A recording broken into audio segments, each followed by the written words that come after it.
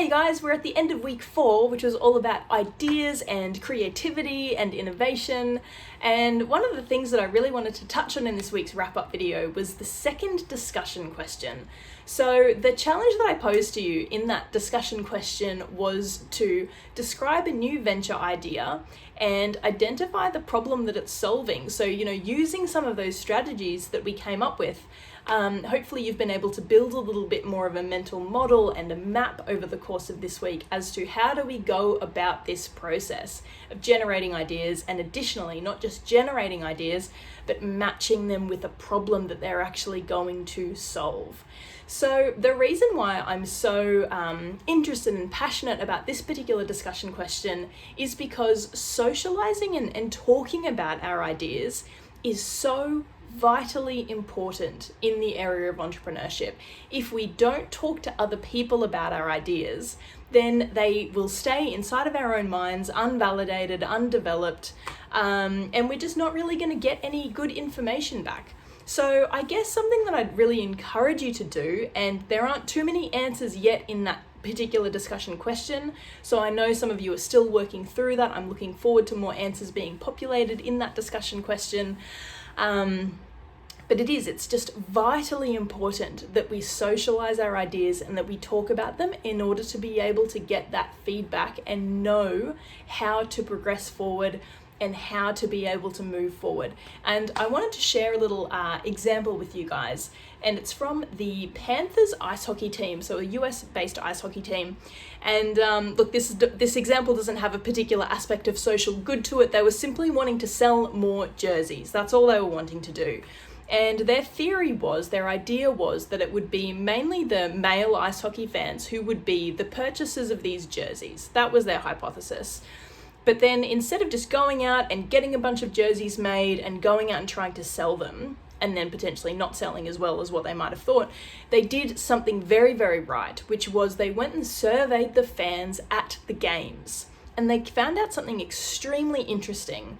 And that was the people who were most interested in buying the jerseys were actually the women who were going along to the games. And that's because inherently the women in that environment were feeling sort of less included and less like part of that atmosphere and part of that arena and part of that environment. And to them, having the jersey made them feel like they had a sense of belonging. So if you think about, what's the purpose of selling a jersey? Why did they think that the men were going to be the core buyers of the jerseys? Because they're potentially the bigger, more generalized ice hockey fans, for example. But the biggest purchasers and buyers of the jerseys were actually the women going along to the games, because it was giving them a sense of belonging, and it didn't make them feel like outcasts then when they were at the game, or it didn't make them feel like the others. So what I wanted to take you to take away from that little example and that little story is that so often in this process, when we're generating ideas, we're trying to create things, we're trying to figure out what problem they solve, so often it is just so different than what we think. So the quicker you can get to know that cycle, and there's a design thinking section in this week's content as well, which is around coming up with the idea, testing it, getting feedback, and then iterating on it again. That the faster we can do that process, the sooner we share our ideas, the sooner we talk about them, the sooner we can sort of go through that cycle and go through that process and know the answers for sure from the people that we're trying to serve. So whether it is you're trying to sell more ice hockey jerseys, or whether you're trying to solve world hunger, for example, either of those things, both of those things are going to require you to go out and be able to speak to people about that idea.